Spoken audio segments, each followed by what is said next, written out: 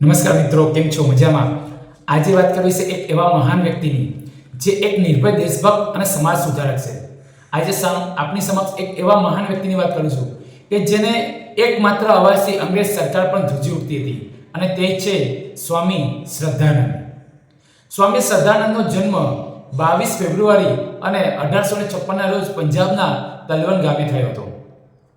તેમણે બાળપણનું નામ બૃહસ્પતિ હતું અને પાછળથી તેઓ મુન્શીરામ તરીકે ઓળખાયા. તેમની વાત કરીએ તો તેઓ શરૂઆતમાં નાસ્તિક હતા, પણ તેઓ જ્યારે દયાનંદ સરસ્વતીના સંપર્કમાં આવ્યા અને તેમની સાથે મુલાકાત થઈ તો તેમનું જીવન જ બદલાઈ ગયું અને તેઓ આર્ય સમાજના એક પ્રખર પ્રચારક થયા.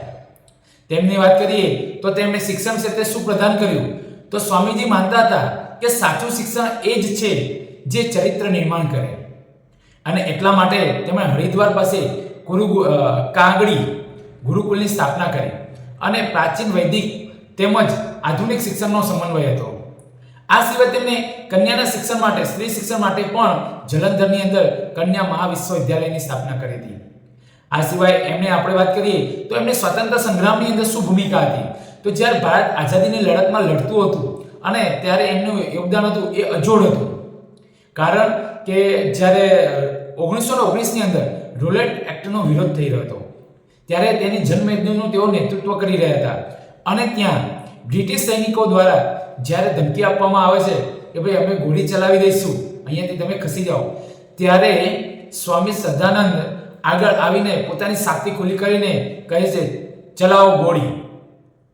ત્યારે અંગ્રેજ સૈનિકો પણ સ્તબ્ધ થઈ જાય છે અને એમની દેશભક્તિ બહાર આવે છે. આ દ્રશ્ય જોઈ જે અંગ્રેજો સ્તબ્ધ થઈ ગયા અને તેઓ પ્રસિદ્ધ થઈ ગયા. આ સિવાય તેમણે હિન્દુ મુસ્લિમની એકતા માટે પણ સમન્વયની વાત કરી છે કે સ્વામી શ્રદ્ધાનંદ હતા એ એકતાના પ્રતીક હતા. તેમણે દિલ્હીની પ્રસિદ્ધ જામા મસ્જિદના વ્યાખ્યાન મંચ પરથી વ્યાખ્યાન આપ્યું હોય તેવા એક હિન્દુ સંન્યાસી માત્ર તેઓ હતા, અને તેથી તેમણે વેદના મંત્રોનું ઉચ્ચારણ અને સાથે ભાઈચારાનો સંદેશ આપ્યો હતો.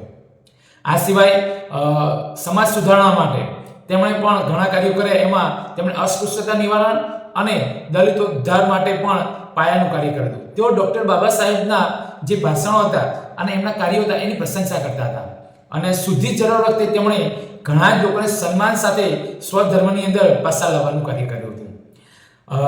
23 ડિસેમ્બર અને 1926ના રોજ તેમની હત્યા કરવામાં આવી.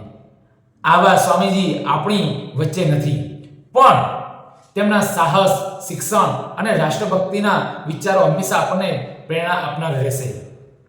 ચાલો આપણે પણ તેમના બતાવેલા સત્ય અને શિસ્તના માર્ગ પર ચાલવાનો પ્રયત્ન કરીએ અને સંકલ્પ લઈએ. અસ્તુ. ભારત માતા કી જય. આવજો.